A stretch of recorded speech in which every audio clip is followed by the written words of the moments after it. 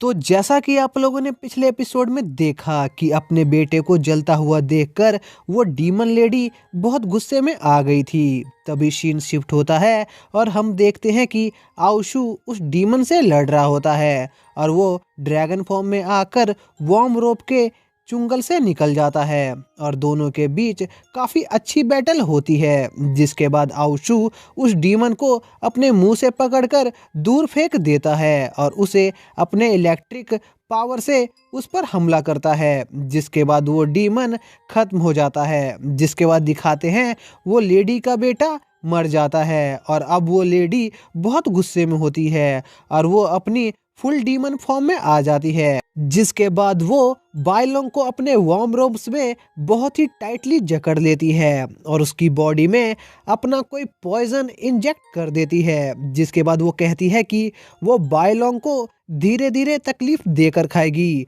और वो उसको खाने ही वाली होती है कि तभी मास्टर वहाँ पर आ जाते हैं और वो उस डीमन लेडी को बायलोंग से दूर रहने को कहते हैं और अपनी टाइयो हार्ट सूत्रा टेक्निक से उस डीमन पर अटैक करते हैं और उसकी स्पिरिट को मुक्त करने की कोशिश करते हैं। लेकिन उस लेडी की डीमन स्पिरिट बहुत ही ताकतवर होती है, इसलिए मास्टर को थोड़ी मुश्किल हो रही होती है। जिसके बाद मास्टर मदद के लिए आउशु को बुलाते हैं और वहाँ पर आउशु आकर उस डीमन लेडी को पीछे से पकड़ लेता है। जिसके बाद मास्टर उस लेडी की डीमन सोल को अपनी शक्ति से मुक्त कर देते हैं। जिसके बाद वो उसकी सोल को अपने एक पोटली में कैद कर देते हैं, जिससे फ्यूचर में वो उसकी सोल को पूरी तरह से मुक्त कर सके। जिसके बाद आउशु मास्टर से उसे उस कर्ज से आज़ाद कराने को कहता है, जिस पर मास्टर कहते हैं अगर तुम हमारे साथ वेस्ट जर्नी पर आओगे तो तब तक मैं तुम्हें हमेशा उस कर्ज से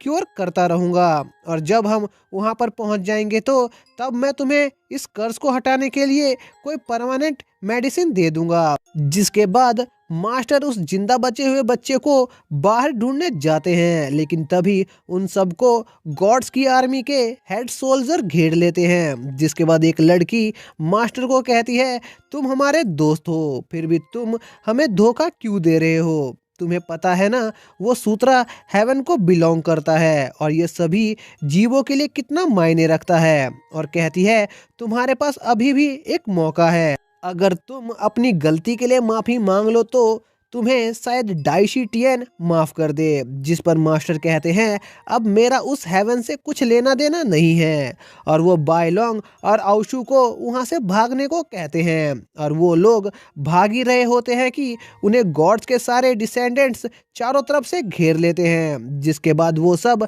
मास्टर को अपनी जिद छोड़ने को कहते हैं, लेकिन मास्टर उन सब से लड़ने का डिसाइड करते हैं। तभी एक पल के लिए आउशु के मन में ख्याल आता है कि वो मास्टर को बिट्रे कर दे और उन गॉड्स की साइड हो जाए, जिससे ज्ञानहीन उसके ऊपर कर्ज के स्पेल को खत्म कर दे। लेकिन आउशु उन गॉड से बहुत नफरत करता है। जिसके बाद वो मास्टर का साथ देता है और जिस मोटे आदमी ने मास्टर को पकड़ कर रखा होता है वो उसे मारकर मास्टर को छुड़ाता है। जिसके बाद इन सब के बीच एक बैटल स्टार्ट हो जाती है, जिसमें मास्टर एक मोटे आदमी से लड़ता है और आउशु एक बूढ़े आदमी से और बायलोंग एक दाढ़ी वाले आदमी से। वो आदमी बायलोंग को बहुत मारता है। बायलोंग उसका सामना इसलिए नहीं कर पा रहा था क्योंकि उसकी आंखें अभी तक ठीक नहीं हुई थी।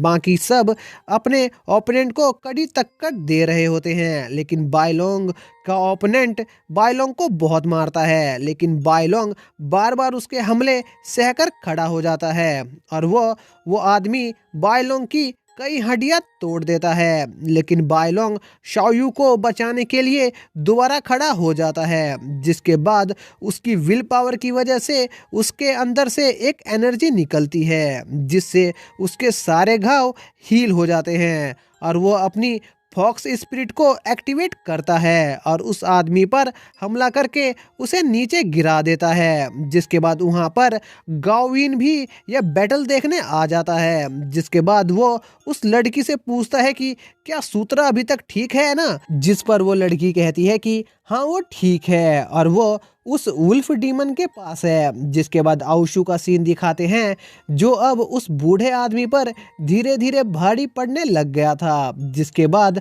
मास्टर भी अब उस मोटे आदमी को पीटने लग जाते हैं और बाय लोंग तो उसके ओपोनेंट को एक भी मौका नहीं दे रहा था और ऐसा लग रहा होता है कि शायद हमारे हीरोज यह मैच जीत जाएंगे। जिसके बाद गाओविन सीधा आउशु के पास आता है और उस पर एक बहुत ही बड़ा ईगल छोड़ देता है और वो ईगल आउशु को अपने पंजे में जकड़ लेता है। दरअसल ये ईगल ड्रैगन्स का शिकार करते हैं और उन्हीं के मांस पर जीते हैं। जिसके बाद गाओविन मास्टर के ऊपर हमला करता है और उनको पीछे धकेलते हुए उन्हें एक अंडरग्राउंड प्रिजन में हमेशा के लिए कैद कर देता है और बाय लोंग को यह सब देखकर बिल्कुल भी अच्छा नहीं लगता है और उससे बर्दाश्त भी नहीं हो पाता है। इसलिए वो सीधा गाओविन पर हमला करता है, लेकिन गाओविन बाय लोंग से बहुत ही ज़्यादा ताकतवर होता है और वो बड़ी ही आसानी से बाय लोंग को एक जलते हुए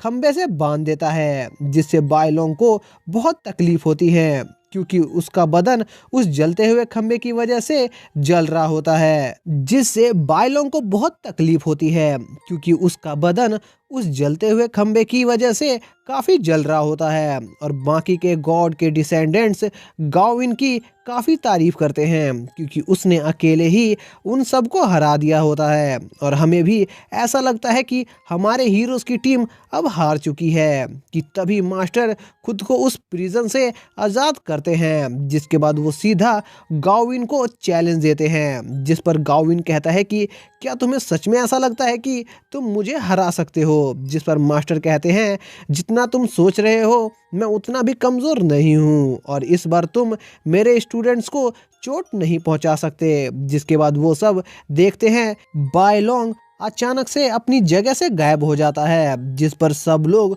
सोचते हैं आखिर बाय लोंग गया तो गया कहाँ। तभी उन सब की नज़र उस बच्चे पर पड़ती है जिसे मास्टर ने बचाया होता है और बाय लोंग उसी के साथ वहाँ पर खड़ा होता है और ये बच्चा कोई आम बच्चा नहीं है और ये बच्चा कौन है ये हमें अगले एपिसोड में पता चलेगा। तब तक के लिए दोस्तों, अगर आपको ये वीडियो जरा सी भी अच्छी लगी हो तो प्लीज़ वीडियो को लाइक कीजिए और चैनल को सब्सक्राइब कीजिए। तो मिलते हैं अगली वीडियो में। Till then bye.